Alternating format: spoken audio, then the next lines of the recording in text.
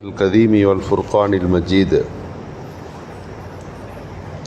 لقد جاءكم رسول من أنفسكم عزيز عليه صدق الله المولانا العليم.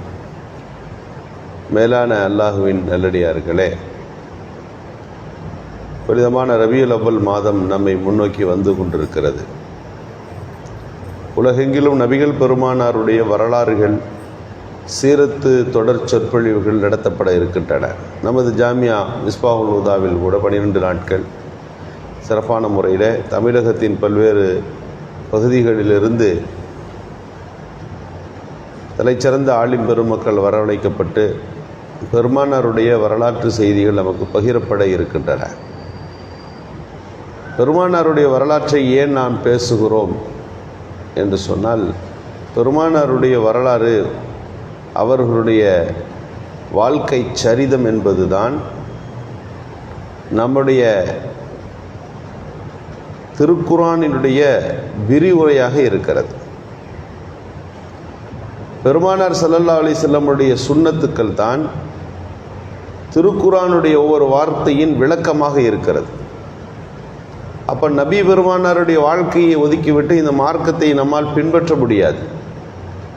நபிகள் பெருமானாருடைய வாழ்க்கையின் ஒவ்வொரு செய்தியும் திருக்குர்ஆனுடைய ஏதோ ஒன்றோடு தொடர்பில் இருக்கிறது. எனவே ரசூலுல்லாஹ்வுடைய வரலாறை நம்ம படிக்கணும், தெரியணும். ஒன்று. இரண்டாவது காரியம், பெருமானாரை பற்றிய வரலாறுகளை படிக்கிற போது தான் அவர்களுடைய முஹப்பத்தை நம்மால் வளர்த்து கொள்ள முடியும், அன்பை நம்மால் வளர்த்து கொள்ள முடியும். பெருமானாருடைய அன்பை வளர்க்கிற போது பெருமானாரை பின்பற்றுவது இயல்பாக ஆகிவிடும். குர்ஆன் முழுக்க அல்லாஹ் தஆலா ரசூலுல்லாஹ்வை பின்பற்றுங்கன்னு தானே சொல்கிறான். குல் இன் குன்தும் துஹிப்பூன அல்லாஹ், நீங்கள் அல்லாஹ்வை பிரியப்படுவர்களாக இருந்தால் ஃபத்தபியூனி, என்ன பின்பற்றுங்க. யுஹிப்புக்குமுல்லாஹ், அல்லாஹ் உங்களே பிரியப்படுவான். அப்போ அல்லாஹ்வுடைய பிரியம் வேண்டும் அப்படின்னு நம்ம நினைக்கிறோம்னா நம்மிடத்தில் பெருமானாரை பின்பற்றுகிற பண்பு வரணும். பெருமானாரை பின்பற்ற வேண்டுமானால், அவருடைய சுன்னத்துக்களை நாம் கடைபிடிக்க வேண்டுமானால் நம்மிடம் பெருமானார் மீது அன்பு பிறக்க வேண்டும். பெருமானாருடைய அன்பு எப்படி வரும் அப்படின்னா, அவங்க வரலாறு கேட்கணும், அவங்களுடைய வாழ்க்கை சரிதங்களை கேட்க வேண்டும், தாரீகுகளை நாம் புரிந்து கொள்ள வேண்டும். நபிகள் நாயகம் ஸல்லல்லாஹு அலைஹி வஸல்லமுடைய வரலாறு எங்கிருந்து தொடங்குகிறது? வரலாற்றிலே நபிகள் நாயகம் ஸல்லல்லாஹு அலைஹி வஸல்லத்தை பற்றி ஆரம்பமாக அல்லாஹ் தஆலா எல்லா வேதங்களிலும் பேசினான். இதற்கு முன்பு வந்த தௌராத்தாக இருக்கலாம், இன்ஜிலா இருக்கலாம், எல்லா வேதத்திலையும் ரசூலுல்லாவை பற்றி செய்தி இருக்குது. எந்த அளவுக்கு பெருமானாரை பற்றி செய்தி இருக்குதுன்னா, யாரிஃபூனஹும் கமா யாரிஃபூன அபுனாஹும், வேதம் கொடுக்கப்பட்டவங்க தன் மகனை பார்த்தால் எப்படி புரிந்து கொள்வாங்களோ அந்த மாதிரி ரசூலுல்லாவை பார்த்தா புரிஞ்சுக்கிடுவாங்க. அந்த அளவுக்கு எல்லாம் செய்தி வச்சுருந்தான். ரசூலுல்லா பிறக்கிறதுக்கு முன்பே என்ன நடந்ததுன்னா, பல பகுதிகளில் எதிர்பார்த்த சில பேர் மதீனாவுக்கு வந்து குடியேறி விட்டார்கள் ரசூலுல்லாவை எதிர்பார்த்து. இந்த அன்சாரிகள் இருக்கிறார்களே, மக்கா மதீனாவிலே வாழ்பவர்கள், அந்த ஊர் பிரதானம் அல்ல, வேறு ஊரிலிருந்து யமன் பகுதிகளில் இருந்து அவர்கள் குடியேறினார்கள். மதீனாவில் இன்னைக்கு இஸ்ரேலில் இருக்கக்கூடிய யகூதிகளை நாம் கேள்விப்பட்டிருக்கோம். ஆனால் மதீனாவிலேயே யகூதி இருந்தாங்க ரசூலுல்லாஹ் காலத்தில். மெஜாரிட்டி அவங்க பாதிக்கு பாதி அந்த மக்கள் வாழ்ந்தார்கள், கோட்டையெல்லாம் கட்டி வாழ்ந்துட்டு இருந்தாங்க. எதுக்காண்டி மதீனாவுக்கு அவங்க வந்தாங்க? ஒன்றுமில்லை, இறுதி நபி இந்த பகுதிக்கு தான் வருவாங்கன்றதை அவர்கள் படித்தார்கள். ரசூலுல்லாஹ் வரும்போது அவங்களுக்கு பின்னால் நின்று பெருமானாரை தோழமை கொண்டு அவர்கள் வாழ்வதற்காக வேண்டி ரசூலுல்லாஹ் வர்றதுக்கு முன்னாடியே 1000 ஆண்டு 800 ஆண்டுகளுக்கு முன்பே இந்த மக்கள் குடியேறி விட்டார்கள். ரசூலுல்லாஹ் வரப்போ இந்த மதீனாவில் இவங்களாம் இருக்கிறாங்க. உலகமே எதிர்பார்த்திருந்தது, யூத சமூகம் எதிர்பார்த்தது, இறுதி நபியின் வருகை நெருங்கிவிட்டது என்கின்ற அடையாளங்கள் வந்து கொண்டே இருந்தது. இதுதான் ரசூலுல்லாஹ்வுடைய பிறப்புக்கு முன்பே சொல்லப்பட்ட செய்தி. நபிகள் பெருமானார் எப்படியெல்லாம் வரவேற்கப்பட்டார்கள். ஹஜ்ரத் இப்ராஹிம் அலைஹிஸ்ஸலாத்தினுடைய துவாவை அல்லாஹ் குர்ஆனில் சொல்லுகிறான். மக்கா நகரத்தில் ஹஜ்ரத் இப்ராஹிம் அலைஹிஸ்ஸலாம் ஒரு செய்த துவா, ரப்பனா வபஅஸ் ஃபீஹிம் ரசூலன், இந்த நகரத்திற்கு நீ ஒரு தூதரை அனுப்ப வேண்டும். அவர் இந்த ஊரிலே எத்துலு அலைஹிம் ஆயாத்திஹி, உன் குர்ஆனுடைய உன் வசனங்களை எல்லாம் மோதி காட்டி இந்த மக்களுக்கு ஞானங்களை கற்றுக் கொடுத்து இந்த மக்களை சுத்தப்படுத்துகிற ஒரு நபியை இந்த ஊரிலிருந்து நீ உருவாக்கு அப்படின்னு இப்ராஹிம் அலைஹிஸ்ஸலாம் துவா செஞ்சாங்க. ரசூலுல்லாஹ் சொல்லுவாங்க, ஆனா தாவூத் அபி இப்ராஹிம் அலைஹிஸ்ஸலாம், நான் யாருன்னா 5000 ஆண்டுகளுக்கு முன்பு இப்ராஹிம் அலைஹிஸ்ஸலாம் அவர்கள் துவா செய்தார்களே அதன் வெளிப்பாடு என்று சொல்வார்கள். ஆனால் புஷ்ரா பி ஈசா, ஈசா அலைஹிஸ்ஸலாம் என்னை கொண்டு செய்தி சொன்னார்களே அந்த நபர் நான் என்று சொல்வார். ஈசா அலைஹிஸ்ஸலாம் என்ன சொன்னார்கள்? மிம்பாத் இஸ்முஹு அஹமத், எனக்கு பிறகு அஹமது என்ற ஒருவர் இங்கே வருவார்கள், இறுதி தூதராக வருவார்கள் என்று சொல்லிவிட்டு போனார்கள். இப்படி நபிமார்களுடைய சுப செய்திகள் வந்து கொண்டே இருந்தது. மக்கா நகரம் ரசூலுல்லாஹ் வர்றதற்காக வேண்டிய உருவாக்கப்படுகிற ஒரு சூழலை அல்லாஹ் உருவாக்கினான். இப்ராஹிம் அலைஹிஸ்ஸலாமுடைய வரலாற்றை நாம் கேட்கிறோம். பெருமானாருடைய வரலாற்றின் தொடக்கத்தை நாம் இந்த நிகழ்வுகளெல்லாம் இருக்கிற போது வெளிரங்கத்தில் அல்லாஹ் இந்த நகரத்தை உருவாக்குவதற்கு என்ன செய்கிறான்? இப்ராஹிம் அலைஹிஸ்ஸலாத்துடைய மனைவி அன்னை ஆஜரா அம்மையார் அவர்கள், இஸ்மாயில் அலைஹிஸ்ஸலாம் அவர்கள், இது 2 பேரையும் கொண்டு வந்து முதலில் அல்லாஹ் விட சொன்னான். விடுகிற போது அங்கே மக்கள் யாரும் வசிக்கவில்லை. ஒரு பெரிய பாலைவனத்தின் ஒரு பகுதி அது, அவ்வளவுதான். சுற்றி மலைகள் இருக்கிறது. அன்னை ஆஜரா அம்மையார் கேட்டார்கள், அல்லாஹ்வுடைய கட்டளையா இந்த ஆள் அரவமற்ற மனித சஞ்சாலமே இல்லாத இந்த இடத்துல கொண்டு வந்து விட்டு போகிறீர்களே, இது அல்லாஹ்வுடைய கட்டளையா? ஆமாம், அல்லாஹ் தான் விட சொன்னான். விட்டு போனார்கள். பிறகு அந்த பகுதியில் ஜம்ஜம் தண்ணீர் கிடைத்தது. பனு ஜுர்ஹம் இது போன்ற பெரிய பெரிய கபீலாக்கள் குடியேறியது. மீண்டும் ஹஜ்ரத் இப்ராஹிம் அலைஹிஸ்ஸலாம் பார்க்கிறார்கள்.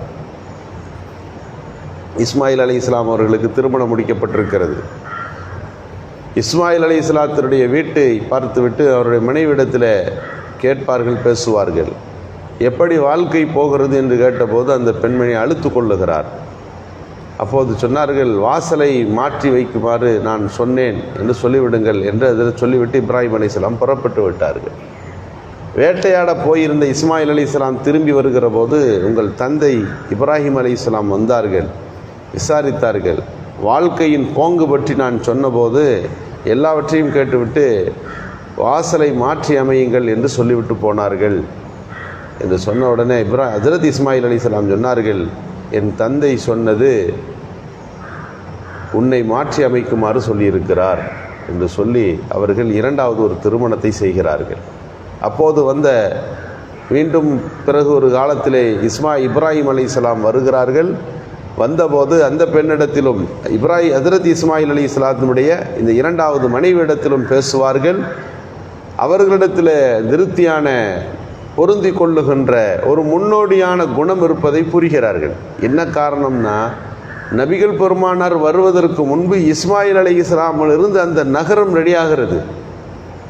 இஸ்மாயில் அலைஹிஸ்ஸலாத்தினுடைய வம்சாவளி தான் நபிகள் பெருமானார் ஸல்லல்லாஹு அலைஹி வஸல்லம். இந்த வாசலை தக்க வைக்குமாறு சொல்லிவிட்டு போனார்கள். இஸ்மாயில் அலைஹிஸ்ஸலாத்தினுடைய சந்ததியிலே தான் நபிகள் நாயகம் ஸல்லல்லாஹு அலைஹி வஸல்லம் அவர்கள் பிறக்கிறார்கள். இதுதான் பெருமானாருடைய வாழ்க்கையின் தொடக்கம். 5000 ஆண்டுகளுக்கு முன்பு இப்ராஹிம் அலைஹிஸ்ஸலாம் அங்கே ஆஜரா அம்மையாரோடு இஸ்மாயில் அலைஹிஸ்ஸலாத்தை விட்டு போகிறார்கள். அது ஒரு பெரிய நகரமாக உருவாகிறது. அந்த நகரத்தில் 5000 ஆண்டுகளுக்கு பிறகு ஹஜ்ரத் நபிகள் நாயகம் ஸல்லல்லாஹு அலைஹி வஸல்லம் பிறக்க வேண்டும் என்பது ஏற்பாடு. அந்த நகரம் உருவாக்கப்படுகிறது. இப்ராஹிம் அலைஹிஸ்ஸலாத்துடைய துவாவின் வெளிப்பாடு நபிகள் நாயகம் ஸல்லல்லாஹு அலைஹி வஸல்லம் பிறக்கிறார்கள். பிறக்கிற போது நடந்த பல்வேறு அதிசயங்கள் உண்டு. நபி ஸல்லல்லாஹு அலைஹி வஸல்லம் அவருடைய பிறப்பு கிபி 570 நடக்கிறது. நபி ஸல்லல்லாஹு அலைஹி வஸல்லம் பிறப்பதற்கு முன்பு அவருடைய தந்தையார் அப்துல்லா மௌத்தாகி விடுகிறார்கள். ஆமினா அம்மையார் அவர்களை ஈன்றெடுத்து 6வது ஆண்டில் அவர்களும் வஃபாத்தாகி விடுகிறார்கள். ஆனால் பெருமானார் பிறக்கிற போது என்ன நடந்தது வரலாற்றில் எழுதப்பட்டிருக்கிறது. அணையாத நெருப்பு ஈரானிலே அலைந்து போகிறது. அவர்கள் நெருப்பு வணங்கிகள். பல ஆண்டுகள் வணங்கப்பட்டு கொண்டிருந்த அந்த நெருப்பு அது போய்விடுகிறது. பிரபல்யமான ஒரு வல்லரசு நாட்டினுடைய கலசங்கள் இருக்கின்றன. அந்த கலசங்கள் அது உடைந்து விழுகிறது. அதே நாளிலே நடக்கிற பல்வேறு நிகழ்வுகள் இதையெல்லாம் பார்த்துட்டு அன்றைக்கு வேதம் படித்தவர்கள் சொன்னார்கள், இறுதி நபி பிறந்து விட்டார், இது உலகத்தையே மாற்றி அமைக்கப் போகிற ஒருவரின் பிறப்புக்கான அடையாளம், தோன்றாத சில நட்சத்திரங்கள் வானத்தில் தோன்றி இருக்கிறது. அது ஒவ்வொரு துறை சார்ந்த ஆளும் ஒரு கருத்தை சொன்னாங்க. ரசூலுல்லாஹ் பிறக்கும்போது உலகம் இது வரைக்கும் போயிட்டு இருந்த அந்த போங்குக்கு ஒரு முடிவு வரப்போகுது, இன்றைக்கு இதுவரை நடந்து கொண்டிருந்த அசத்திய பாதைகள் அழிய போகிறது, இதெல்லாம் இன்னைக்கு கைசர் கிசரா தான் பெரியவங்கன்னு சொல்கிறாங்க, இதெல்லாம் மாறப்போகுது. இப்போ இது வரைக்கும் நடந்த சிஸ்டம் மாற்றி அமைக்கப்படுவதற்காக ஒரு குழந்தை இந்த பூமியில் பிறந்திருக்கிறது என்று அன்றைக்கு பெருமானாருடைய பிறப்பு குறித்து விமர்சையாக உலகம் முழுக்க பேசப்பட்டது.